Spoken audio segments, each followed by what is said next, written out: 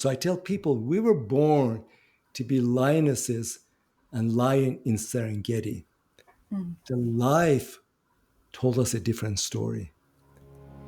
That story. We believe that that's what depression is. Depression is our fight to fit into that narrative, to fight into the cage.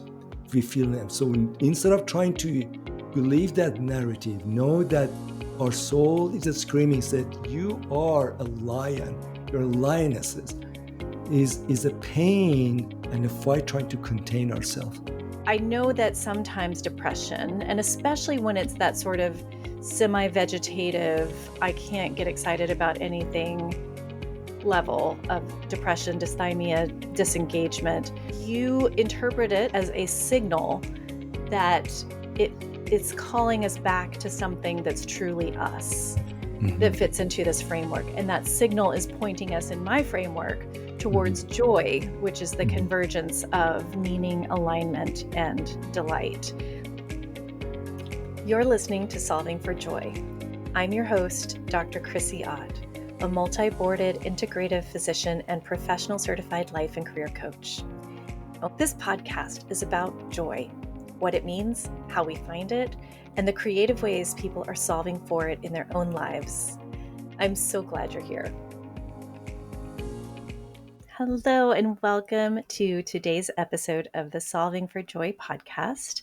I am joined today by someone whose work invites a powerful rethinking of how we approach emotional suffering, not as something to manage or mask, but a pathway back to meaning, connection, and a life that feels truly well lived. Dr. Ardeshir Mehran is a psychologist, researcher, best-selling author, and the creator of the Emotional Rights Framework. He works with high achievers, people who are often admired, even envied, but who carry a quiet ache that success alone cannot soothe. His work is bold and deeply compassionate. He doesn't view depression or anxiety as flaws to be fixed, but more like signals, reminders that we've drifted from something essential. I resonate so much with this method. Thank you for being here and welcome. Great. Thank you so much, Chrissy, and for your invitation and this hour for us to have a conversation that I believe people need to hear, and that there's a better way toward well-being, toward healing. In fact, the term healing has a Greek root, and it means to be made whole. That we're all designed to be made whole, and we seek to be whole, undivided, integrated. But culture, language, and a lot of our science lead to fragmentation, seeing parts of us. But deep down, we all seek a holistic, unified way of thinking, feeling, and being. And I'm happy to be here for us to explore what does that mean? What does it mean for me? Yes. What does it mean on an individual scale? What does it Yeah. mean on a grander scale? And especially, what does it mean for people whose success has become an illusion of Yeah. Yeah. being immune to suffering, Hmm. or Hmm. that they reject the identity of one who suffers, when in fact there is sometimes just some Hmm. human suffering to include Yeah. in our Absolutely. Absolutely. experience. Absolutely. I am really excited to jump into learning a little bit about how you arrived here, first of all, and and then I'd love for you to give us an overview of the emotional rights framework. But what's a little bit of your backstory, Ardeshir? How Great. did you Thank you. arrive here? Yeah. Great. Thank you. Perhaps some of your listeners can relate to my story. I was a kid that never fit in. I was a kid that was always too much. I was told that, and I had so many things. Oh, Hmm. Ardeshir, you're too smart, you're too dumb, you're too quiet, you're too shy, you're too bold, you're too reckless. And I didn't know what does it mean to be just right. One of the characteristic of that was I was asking a lot of questions in the class. Mom and dad, why do people fight? What is that look you have, dad? Mom, what is that? Why you keep humming sorrowful songs? Why people are unkind, and so I was asking questions and I realized people don't want to answer them, and afterwards says, get out of here, go play. And the other part was I love drifting and losing myself in nature from get-go, and I would just go for hours and hours, hike down the valley by the mountains, by the rivers. And I learned that when you go out there, nature, even though there were critters, there were um, rattlesnakes, a scorpion, and like a coyote. With animals, if you honor their space, they honor you. Don't mess with them; they don't mess with you. That there's a wisdom to nature. There's a there's a pattern that the artist walks this way, rattlesnake goes that way. Everybody honors their space, and I was thinking that how come humans are not like that? How come, like, there are bullies? How come there's unkindness? That if you can have your space, but they're all sort of intrusion, violence, and so I became very curious, and I went to graduate school to psychology. My goal was to become a professor. Why? I was a learning machine. I was keep reading, learning, because I was trying to answer questions about why people act the way they do, because nothing makes sense. And I went for good graduate school, Columbia University, become a clinician, the internship at Bellevue Psychiatric, and I learned very early on we therapists don't actually get mental illness. We're trying to deliver therapy. Patients wanted healing. And the whole notion, come back again next week, we will explore it further. I was thinking, no, patients don't want to come back next week. The people want answers. So I've been on a quest about what is illness. Why does it take so long to heal? And why do we tolerate being unwell for so long? Depression, anxiety, ADHD, obsessive compulsive, they almost become part of our personality forever, from young children to grown ups. And we accept it. To me, no, that's not cool. There's a different ways of looking at illness. And that's what my work and emotional rights is all about. Thank you. Thank you for that. Um, Tell us about the emotional rights framework. So, this is the work that I didn't know I'm doing this work. Except I remember from early on as I was delving into psychology, working with clients, with patients, and later on with corporate professionals, that when people talk about their emotional struggles, usually they talk in codes, in certain patterns, in certain language. I noticed that almost everybody tells a story. And the stories across culture, gender, background, even age, the personas are different, but the stories are the same. The stories are about the person that somewhere along the line of growing up, they lost themselves, ended up in a different neighborhood, in a different relationship, different jobs, different countries, different arrangement. And they are yearning to go home. And over 30 years, I started to model those stories. Model really means take notes, cross reference, study them. What does it mean? What does it mean? And I saw there are seven archetypal emotional needs. They are cradle to grave. They've been with humans from the time we have writing from the Greek philosophers all the way to now, that they matter from the time a child is born all the way to, well, we say we take our last breath. And those needs are the following, and I'm going to mention them, but they don't necessarily go in this linear way. Is the need of we all crave a sense of connection, a sense of belonging, and a sense of that I belong to somebody, to somewhere, to a group of community.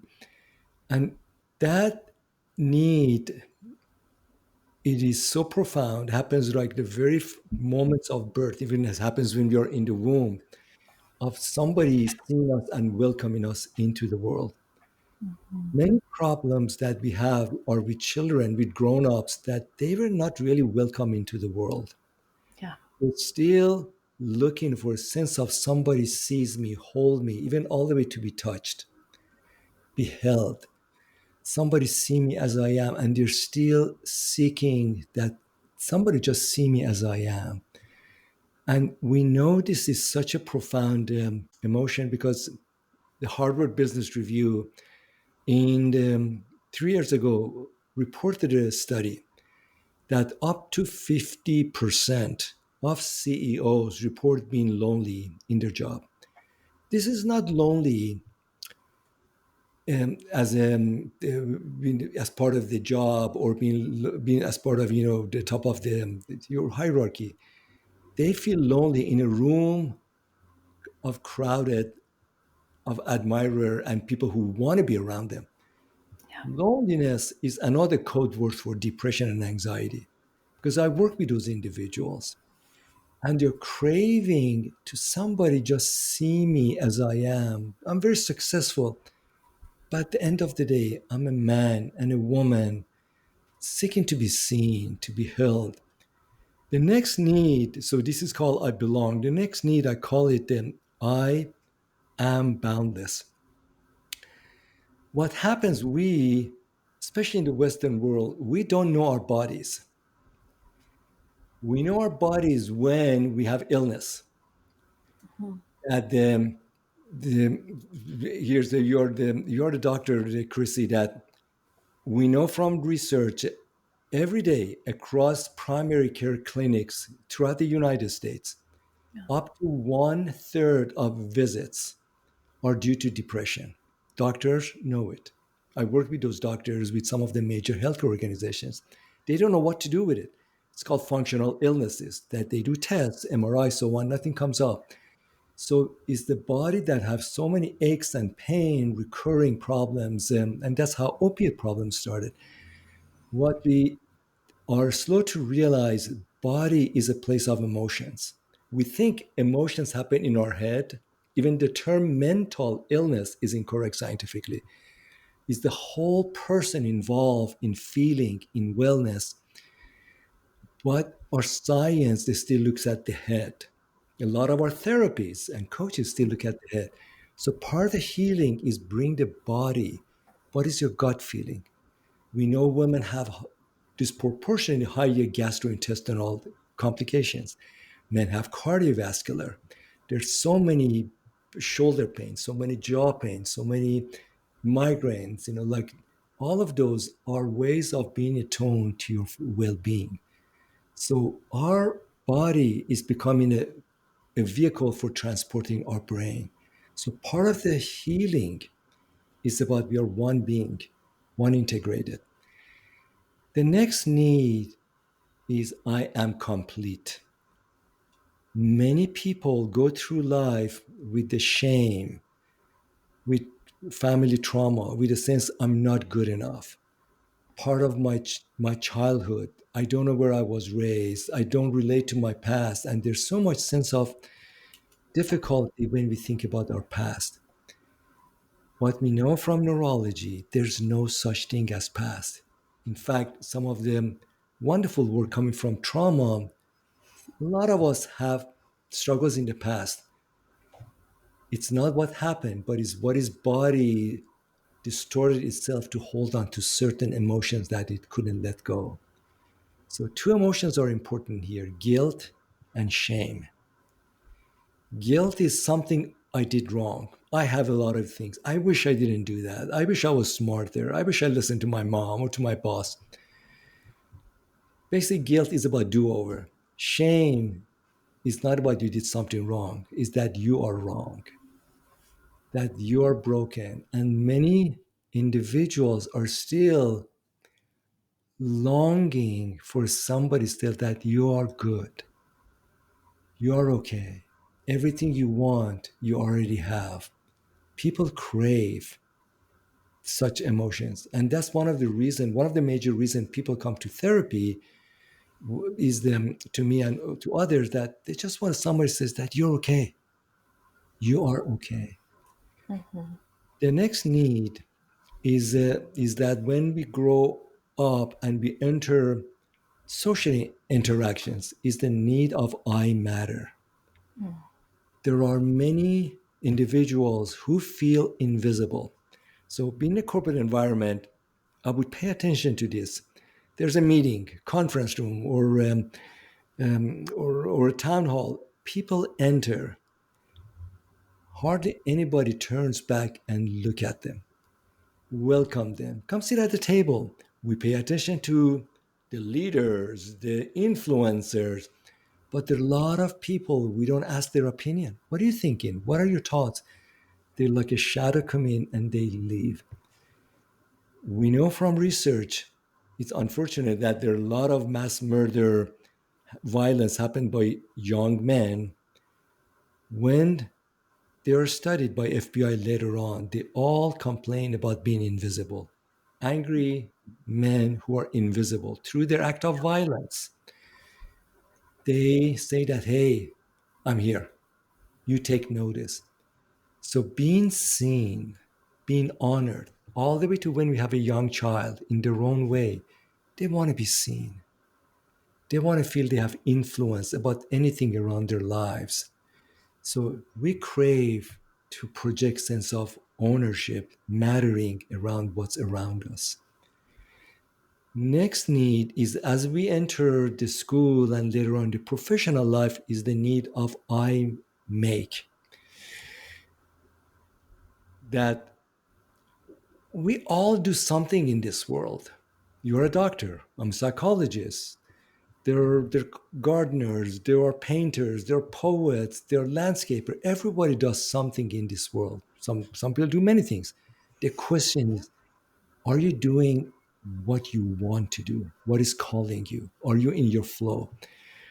We know from Gallup research, year after year, the number hasn't changed. Every year, up to two-thirds of American workforce is disengaged.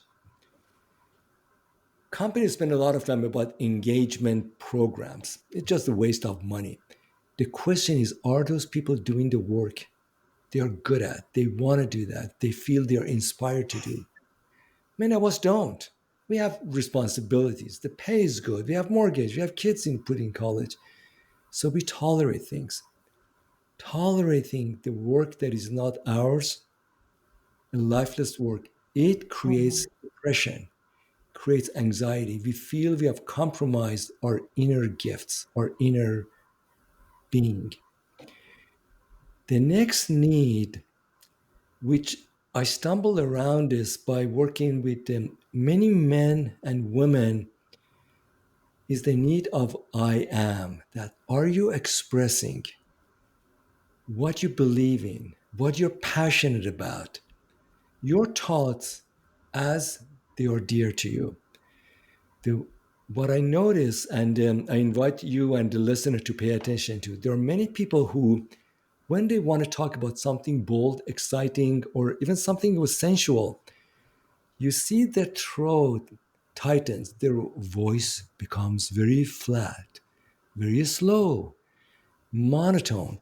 So many people are afraid to express their emotions in a raw, in a daring, in an exciting, in a bold way. Say, I believe in this. I want this. This is my belief. So people trying to share things so they fit in. and they compromise sharing those information. And that compromise shows in neck pain, shoulder pain, or a sense that I don't fit in, nobody listens to me. That's the gift we can teach our children, our partners in the world of work, that everybody has opinion. Are they sharing it as they believe in it?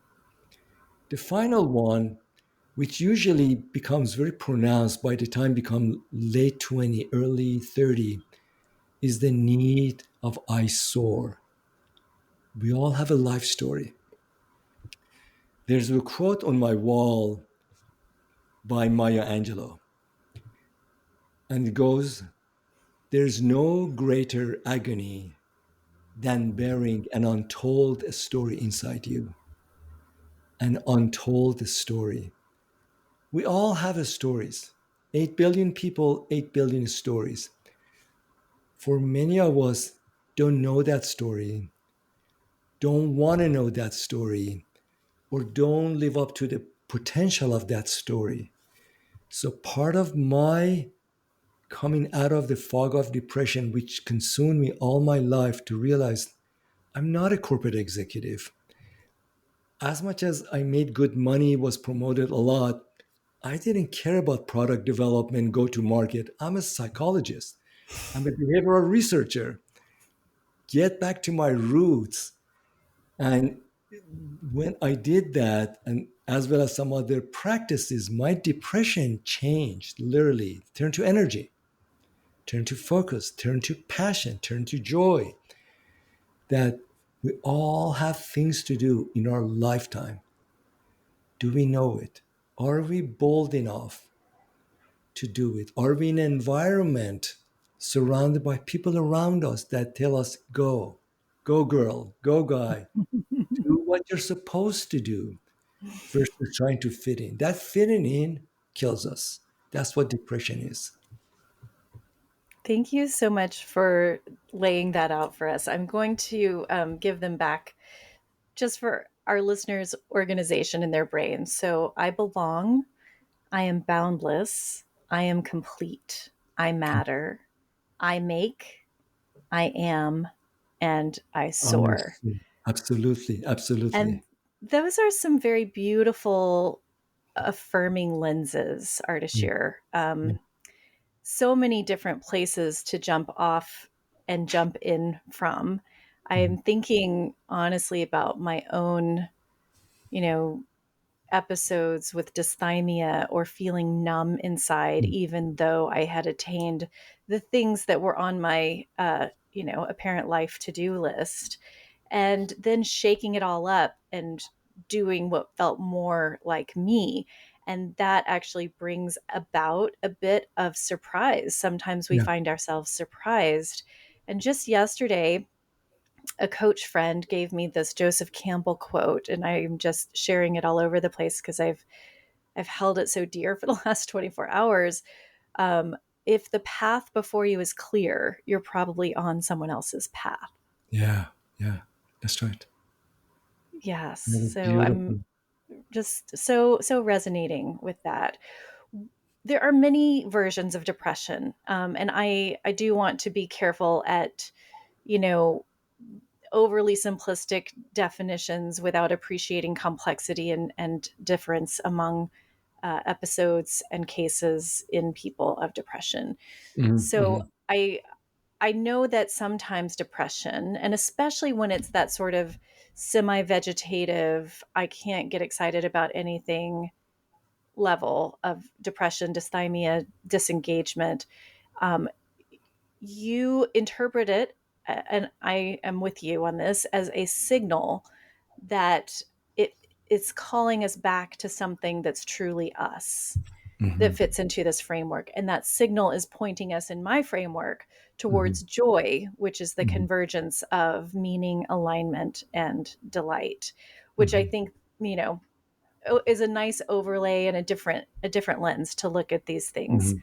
Um, what are the earliest signs in your experience that someone might notice Yeah, that yeah, could signal that they are in emotional survival mode yeah, and yeah. drifting away from their own, trajectory and their own joy. Great, thank you. The, so several perspective, and Chrissy, thank you for mentioning this. That if you're listening to this podcast, please do not make any changes to your treatment, to your medication. That we all have ways of treatment. So what we're sharing with you are emerging research perspectives about depression, about wellness. So keep that in mind and stay with your treatment regimen. Talk with your doctor. So please don't make any radical shift because Dr. Mehran said so. No, don't do that, please. So several things. I mentioned that I'm a researcher and I'm in the second phase of research that has been almost going on for 15 years.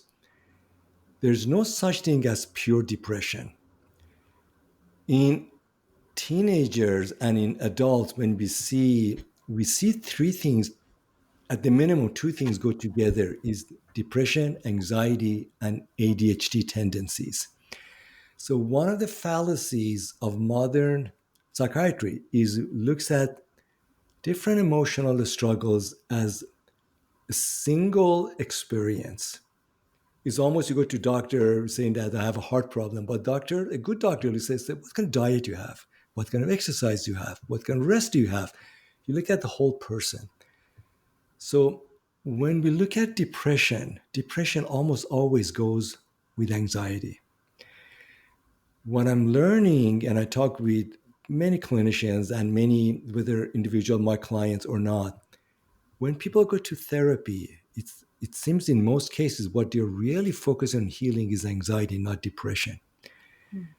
That because anxiety, it's more you're restless. You just things are basically anxiety means predictability, control, and stability. Life, it just feels out of control. You're not feeling well. You're exhausted. Some of the symptoms can actually look alike like depression. Depression is a sense of disconnection. You feel disconnected, you feel numb, you feel broken, and you feel dormant. The sheer fact feeling like that triggers anxiety. Anxiety means that you are not in a state of balance, so we get anxious. We feel anxiety. That's the reason we cannot sleep at night. So when you heal depression, you almost need to address that there's anxiety going on as well. You need to answer them as a package. They feed off of each other. So in reality, we have three types of depression,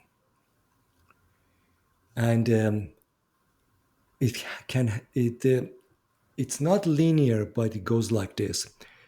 There is a depression due to transition, like in our society, job loss, financial difficulty, car gets towed, death in the family.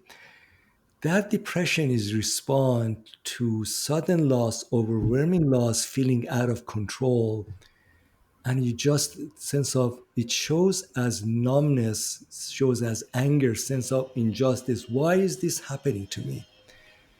So we go to a dark period. At times we stay in bed. So some of my clients call me, they talk about their spouse. My spouse recently got laid off and he's drinking a lot, just stays at home and watches hours and hours TV, like he doesn't really want to go for job interview. Mhm. So I just tell them this is what depression is, that his approach is not a good one. He's numbing himself because he's in pain, trying to figure it out. And there are ways to come out of that. So that depression based upon sudden and overwhelming transition, we all experience it. Typically, we come out of it. Maybe a few days, few weeks, much longer, but we come out of it. That's part of life. So transition. The next depression is depression because of disconnection. Disconnection is that we feel disconnected to one or several of those emotional needs. What happened, we feel part of us, we don't even feel it anymore. We ask people, I ask my clients about a sense of joy in their body, sense of who's in your life. And people say that I'm alone. I'm lonely. These are people who married decades, they have kids.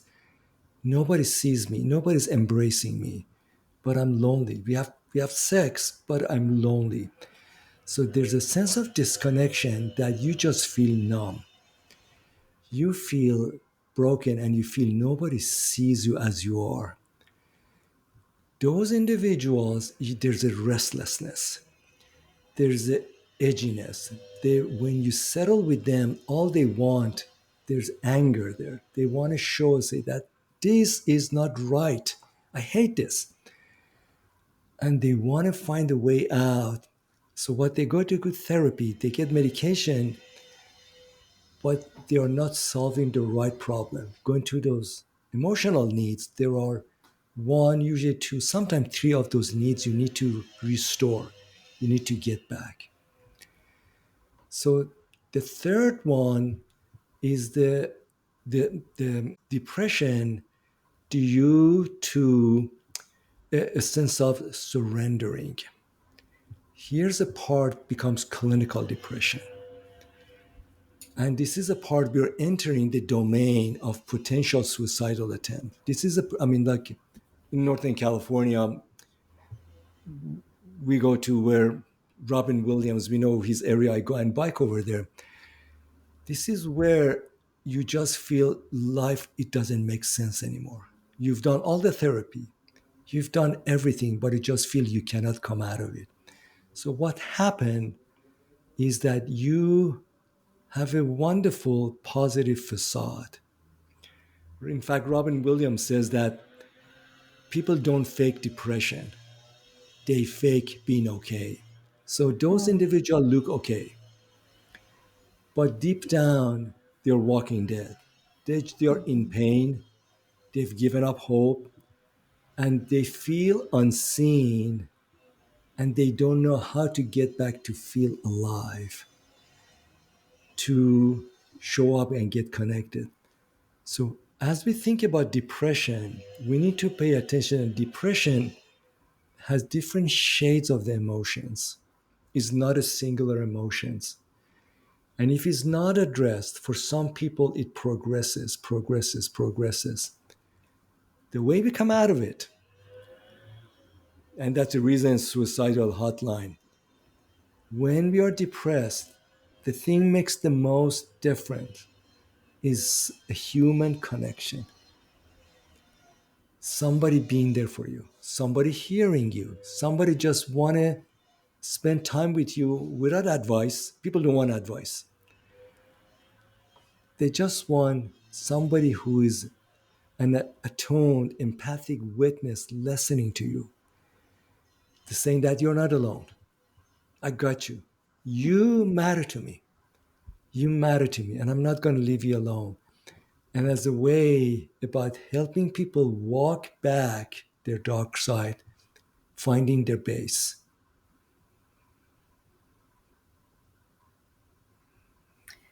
Ardeshir, you offer that in just 5 sessions, people feel more like themselves. So when we're addressing, this framework of depression, somebody feels, you know, um, numb, angry, withdrawn from loss, or disconnected, or even, close to feeling that sense of giving up that you just described. Yeah, What is it that they confront or shed in those 5 sessions that makes such yeah, transformation yeah. possible? Thank you, thank you. That's a great question. So when people call me, the overriding emotion is that they've read books, multiple books, they've been to therapy, medication, and say that I don't make sense to me anymore. I'm keep going to therapy and find a way out. So what I do on describe in a practical, more customized way that depression is not something you solve and you heal. Is about you finding where you went off track. Mhm. What is been missing in your life? So It so sounds like soul retrieval. soul retrieval that we're trying to manage depression. And I tell people, and some people hate me, saying depression is a mirage. That the healing is about what's been missing in your life, and reality comes either think a lot of things happening in your life shouldn't have happened, or a lot of things should have happened, they did not happen. So Hmm. your emotional right, you didn't get to experience them. You didn't get to feel what does it mean to have a relationship, to know your body, to be included, be respected, to express yourself, to find your the pursuit of your life. So in those sessions, what I do, the very first session is about using somatic work. Dr. Peter Levine, Bezel Vanderkolk, about resetting the nervous system as a way to manage being in touch with anxiety. How do you calm the body? Because if body is dysregulated means that you're in a state of anxiety. You have a monkey brain going on. If you're in a state of anxiety, talk therapy does not work. Yeah. You need to bring some level of calmness and then to find out in this space what are the possibilities for me. So in the first session together, we will do emotional rights assessment. It's straightforward assessment. Given in your life, those 5 and 7 areas, what's there for you? What is feeding you? It's almost like, we talk about for us to be healthy, we know there are vitamin regimens. You take your A's, your B, vitamin complex, calcium, iron, etc. We do also have emotional deficiency. So those 7 emotions, that what's going on in your life, and you start from what is missing. You start to bring some reinforcement. So many people say, I'm lonely, I'm married. So part of that, how do you restart that? The work here is that you, instead of trying to fix depression, you're trying to envision and live in and energize your life. Take control of your emotional needs. Those are your needs. And as you do that, you become more focused. By the third or fourth and fifth session, what people realize, when we're depressed, we compromise a lot, we tolerate a lot. People realize their boundaries, almost like a bus station doors. People come in and go, they say yes to things they shouldn't, and the right arrangements are not there. So people learn to say no a lot more. People invite the right relationships. Mm. Few people, in fact, say, I don't like this job. I don't like to go and spend my weekend with my mom anymore. So people start to create an arrangement that allow them to manage their emotional rights as makes sense to them at that stage. So what happens? They turn their sense of anxiety and depression to shape the life that matters for you. And I tell people that I don't believe in open-ended therapy. Once you know, it's almost you go to doctor, you understand your diet, your exercise regimen, and so on. Once you know how to self-care, you can continue that regimen. Some people call me for another 5 session, and so on. But majority, they feel that, doc, I got enough. I know what I need to focus on. And they run with that. I like that a lot. And there's so much in this model that reminds me of how I've approached what I want to serve to my clients in Hmm. Joy Point Solutions, and particularly in the 12 by 12 framework, where we orient to certain tools that are going to be your self-coaching tools forever.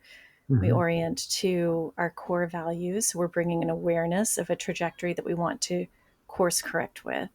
Hmm. We bring Hmm. awareness to our self concept, the stories we've been told about ourselves Yes. and that we have Yes. continued to tell ourselves. We orient to how we tell ourselves stories about others and how we Mhm. communicate, and expectations and boundaries. Yeah. Yeah. And then we orient to what stories we've told about our past that Yes. might have different sides, Yeah. Yeah. that there may be more to it than we've practiced. Yeah. And then finally, our future, where we do some visioning that involves, our values, our vision, the verbs we want to be engaged with, and the vibes we want to Yeah. experience ourselves and create for others. And I think that we can do that in about 6 sessions. Hmm. Hmm. Hmm.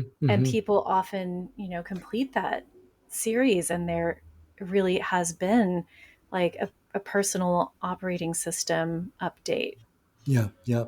you What I know? love about, Chrissy, what you just mentioned, the stories we've been told and we came to believe. So Hmm. with some of my clients, I have clips of National Geographic or basically nature shows, and the clip usually goes like this: that sometimes the wild cats or big animals, condor or elephant, from the major zoos, they bring them to nature. It's a cage, big truck with the cage on the ground. Look in front is the big forest, lush green. This is where the other animals like that creature live. So all the staff go behind it and open the gate.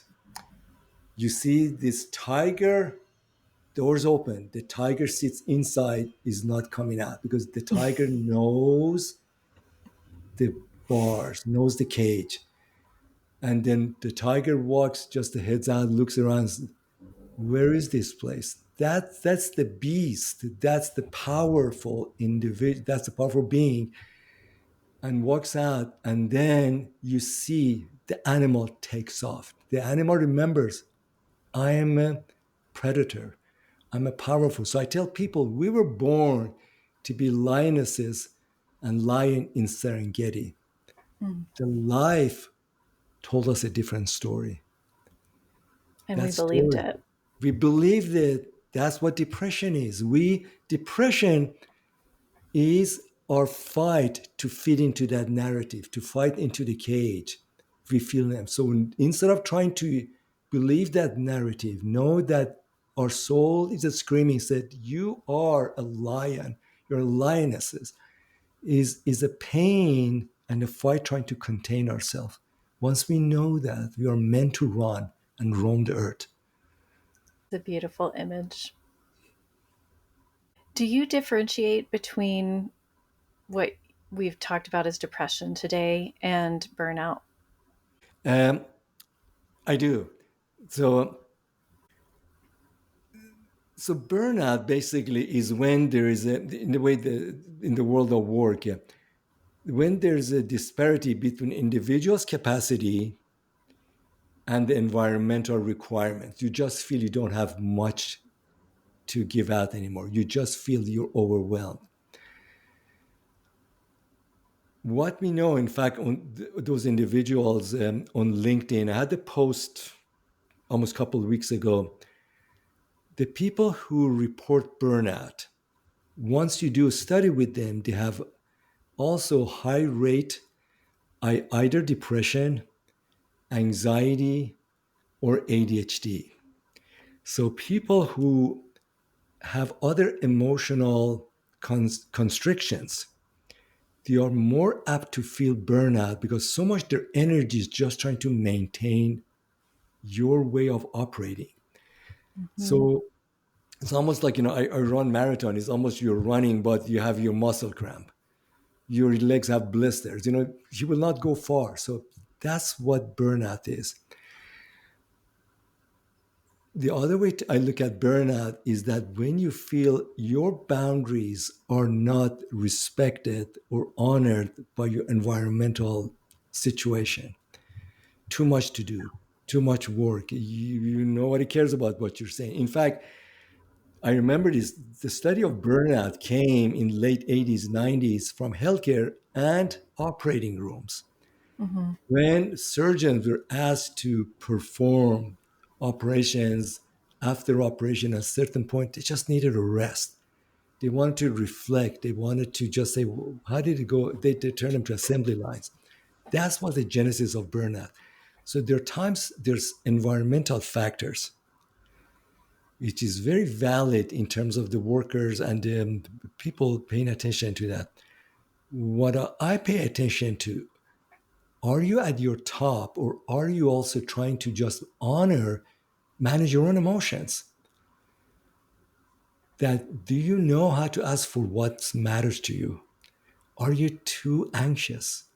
Are you dealing with ADHD types of tendencies that you focusing, organizing, executive functions, or are you just numbing yourself?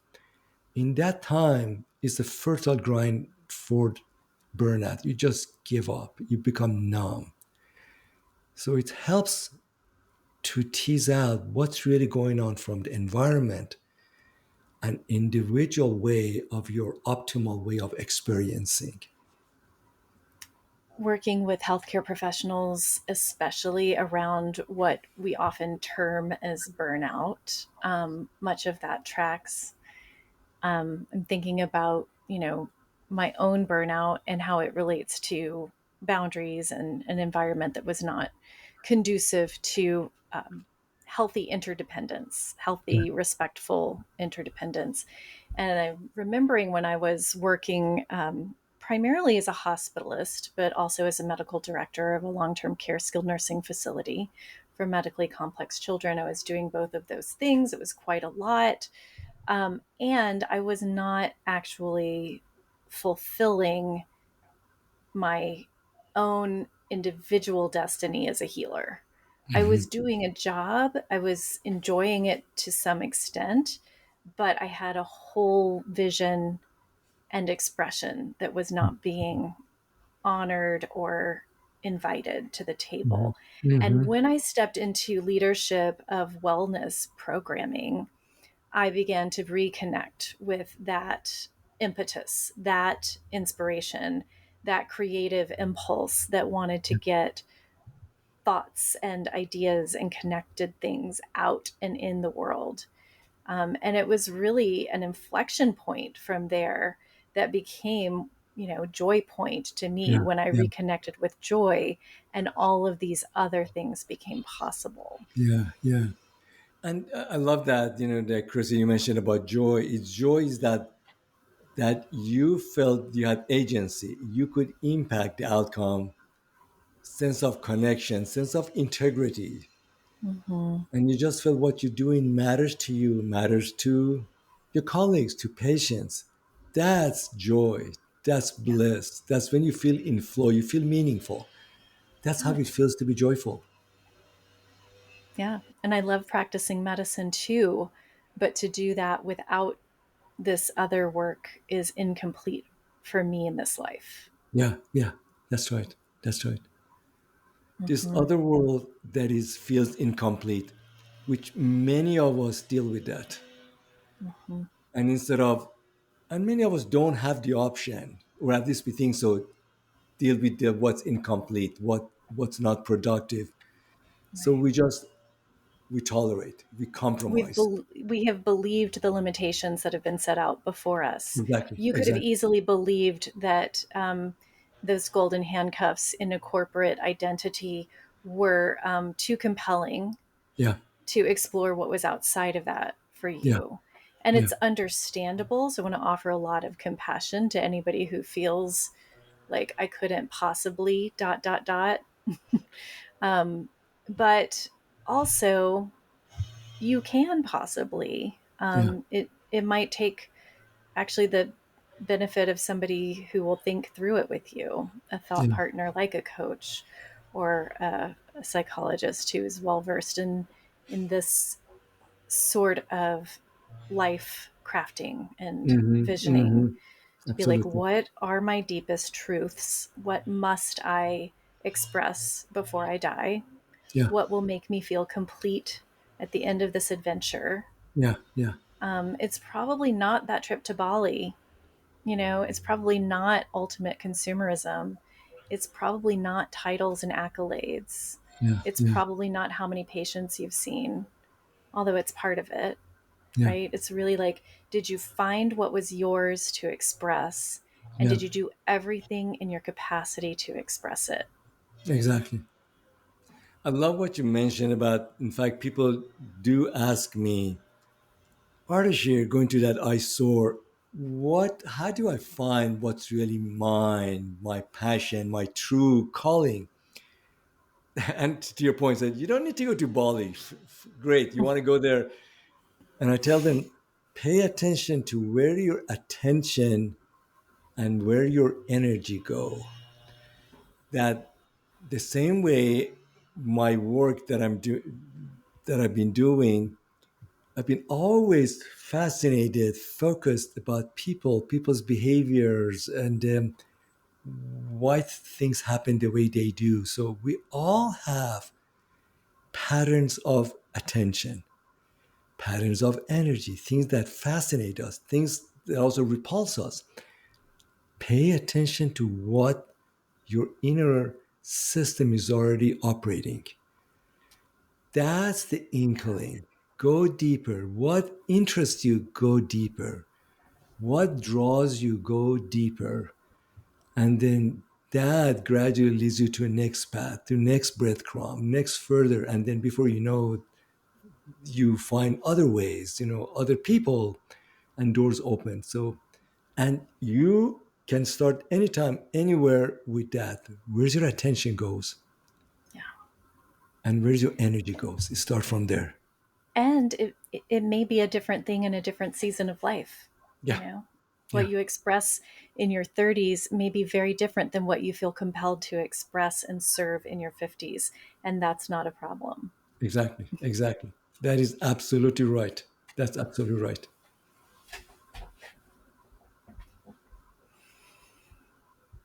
This has been such a lovely grounding conversation. I'm so glad that you're doing this work now, Ardeshir.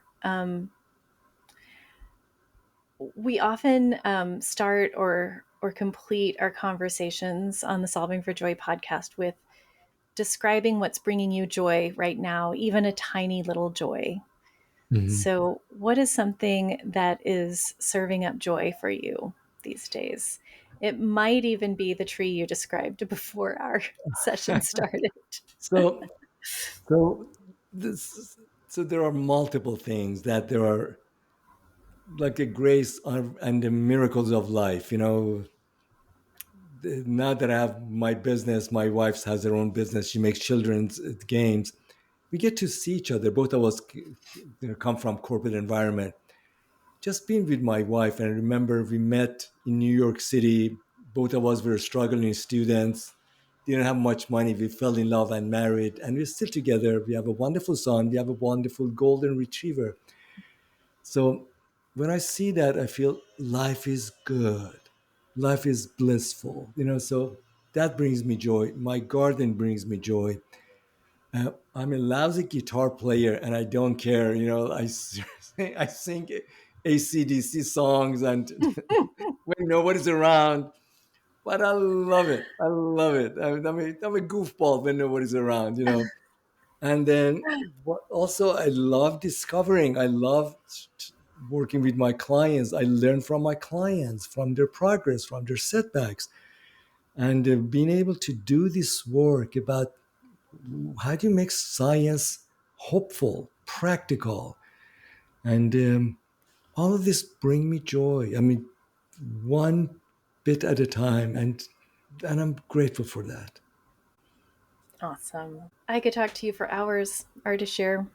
Think we would have fun for hours, Yeah. but I am so grateful that you were with us today and shared this framework. Will you please tell our listeners where they can find you and your works in the world? Yeah, yeah. Thank you. The one invitation for folks who they are listening and they feel says, Ardeshir, I'm depressed, I'm anxious. Invitation to you, a call to action is that see your struggle not as a life sentence, but I had to deal with the environment or circumstances that they were not right for whatever reason, that we had to compromise, and that compromise led to those emotions. Once those, your choices, your actions, your options change, those emotions shift and turn to energy. And I really mean it. So people have called me and says, Ardeshir, I'm not depressed anymore, but I'm pissed. I don't want to waste time anymore. So see your emotional struggle as very flexible, dynamic, and movable experiences. Once you take actions, once you see things as they are, and at the end of the day, it's you owning your life. So if you go online, do ardeshirmehran.com, my website has many information, videos, downloadable materials. You see my book over there, and I look for feedback. If this information is helpful, let me know. If it didn't resonate, also let me know. I'm a researcher at core, and I'm here to make a difference. So let me know if this made a difference for you. Well, I know that this conversation made a difference for me, Ardeshir. Thank you Beautiful. so much for being with us, and I will speak with you again soon. Great. Thanks so much, Chrissy. What a beautiful and deeply grounding conversation. A heartfelt thank you to Dr. Ardeshir Mehran for joining me today and sharing his profound work on the emotional rights framework. His insights remind us that emotional pain isn't a flaw. It's often a signal calling us back to our wholeness, our connection, and joy. Friends, the summit is finally here. The Physician Coaching Summit is happening next week in Carefree, Arizona. This year's theme, having our own backs, feels more relevant than ever. This is a gathering where we slow down, reconnect, and remember what truly matters. Over these 3 days, we will be surrounded by kindred spirits, physicians, coaches, changemakers, each doing the brave work of showing up for themselves and each other. If you have been thinking about joining us, it's not too late. We would love to see you there. You can learn more and register at physiciancoachingsummit.com or reach out to me personally, and I will be glad to direct you. As always, a quick reminder that while I am a doctor, I'm not your doctor, and this podcast is not intended to be medical advice ever. Everything we share here is for education, reflection, and inspiration. Huge thanks, as always, to Kelsey Vaughn, the amazing producer of this show, who brings episodes to life and corrals me every week. And to Sue, my sweetheart, thank you for the love and constant support behind the scenes. We'll be taking a short break over the next couple of weeks as we prepare for and recover from the wonderful experience of the Physician Coaching Summit, but we will be back soon with more powerful conversations and some super fun announcements as we continue to help our listeners solve for joy. Be well, take care of yourselves. I'll see you soon.